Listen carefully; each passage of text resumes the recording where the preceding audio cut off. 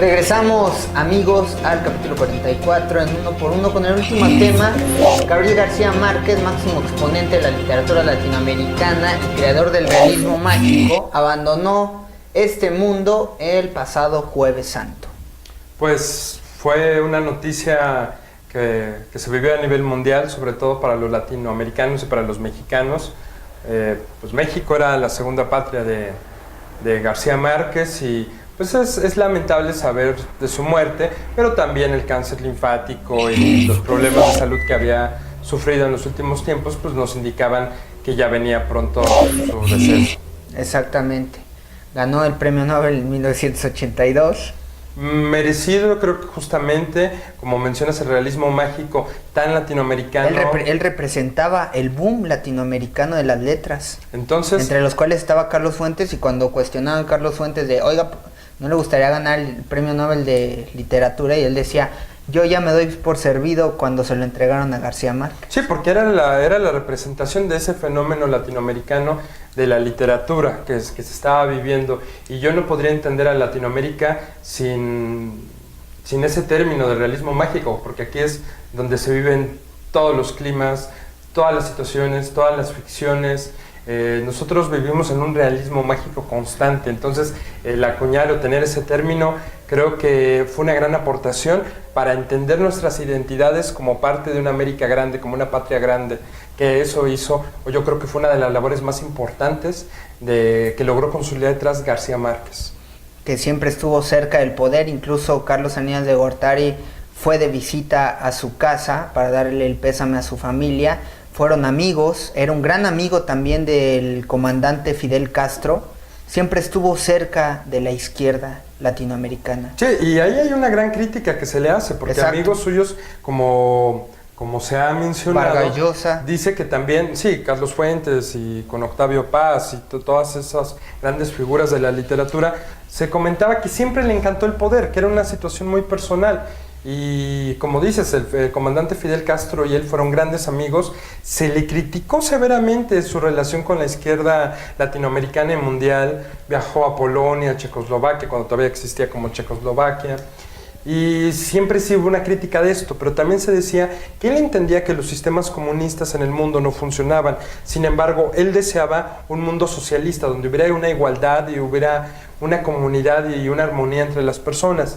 Él sí tenía el ideal socialista, pero no a través de de las prácticas comunistas que hemos visto. Sí, que son existentes, como diría el filósofo Adolfo Sánchez Vázquez. Y que los liberales toman como un universo absoluto en la práctica a un trabajo de una sociedad socialista. Claro, y bueno, yo creo que la amistad con Fidel Castro pues era totalmente válida. Incluso llegó a tener amistad con Bill Clinton, y estamos hablando de polos opuestos, ¿no?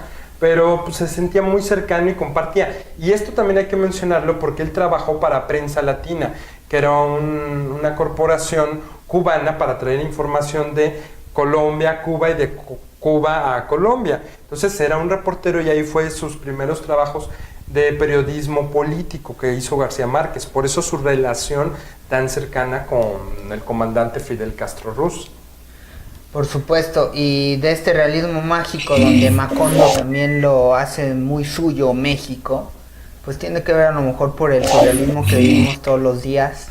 Decía Dalí que él no quería regresar a México. Decía, esto es demasiado surrealista. Sí, este país es demasiado surrealista, más surrealista que mi vida y que mis pinturas y mis esculturas, y no quiero regresar a un país tan surrealista como lo hizo Buñuel también. Ajá.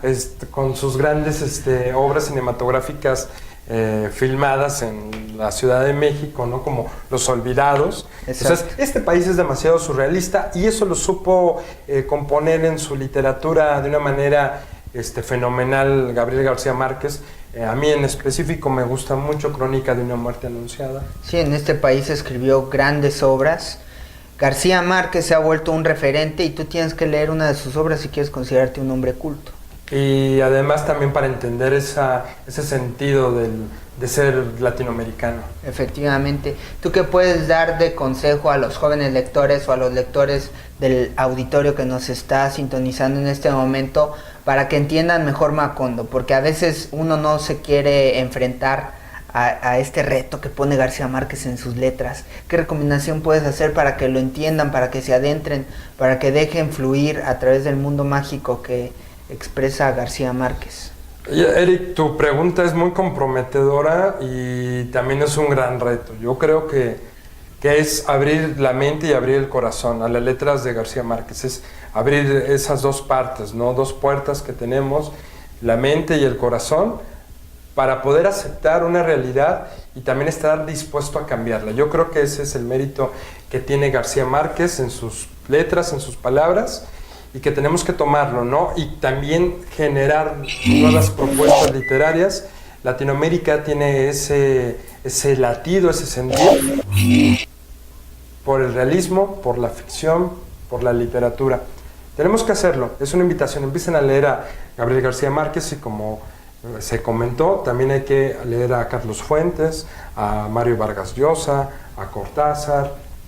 Hay que hacerlo, hay que leer y hay que generar. Solamente así se puede ejercer un mayor nivel de conciencia y finalmente lo que estamos buscando, un mejor país, región y mundo. Claro, e innovaciones en la literatura. Después de este boom latinoamericano que hubo ahí, entre los cuales estos autores fue Vargas Llosa, García Márquez, Carlos Fuentes, ¿este boom acabó?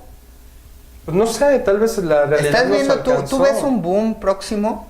¿Cuáles son los autores ahorita que tenemos que leer? Pues bueno, autores ahorita, yo diría Javier Velasco, a Guillermo Fadanelli. Exacto. En el caso de Guillermo Fadanelli es una literatura muy urbana, muy sucia, pero refleja una realidad muy presente en este escenario que es México. Pero yo te diría que podríamos hablar ahorita, sin pensarlo claramente, ya de una vez, Javier Velasco como un gran exponente, sí. Guillermo Fadanelli, entre otros, como yo, son los que veo más presentes en la literatura mexicana contemporánea. Encontraremos otros, pero yo creo que son ellos los dos grandes exponentes de la literatura. ¿Qué es lo que más te gusta de Javier Velasco?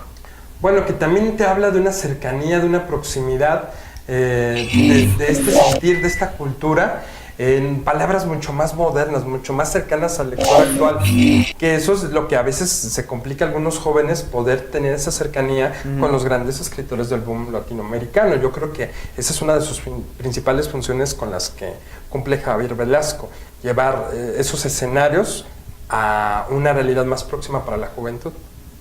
Definitivamente, pues ha trascendido Gabriel García Márquez en sus letras, ha alcanzado la eternidad en sus obras, se volvió un Quijote, prácticamente. Que bueno, pues estará esperando a varios de sus compañeros, o ya estará disfrutando con sus compañeros en una gran reunión, ¿no? En la Bohemia. No hubo una gran disparidad entre el tiempo en que se murió Carlos Fuentes y Gabriel García Márquez, también grandes amigos, pertenecientes a la misma generación, al mismo boom latinoamericano, grandes de las obras literarias. Que bueno, se fueron pues en un mismo lapso. La muerte está recogiendo a los grandes. Que desgraciadamente o afortunadamente, pues estos fallecimientos permitan a las personas acercarse más a sus obras. Desgraciadamente, en el tema de la propiedad intelectual, tienen que pasar 100 años después de la muerte del autor para que sus obras se vuelvan de dominio público. A menos de que su familia quisiera liberar las obras para que puedan ser editadas por cualquier editorial.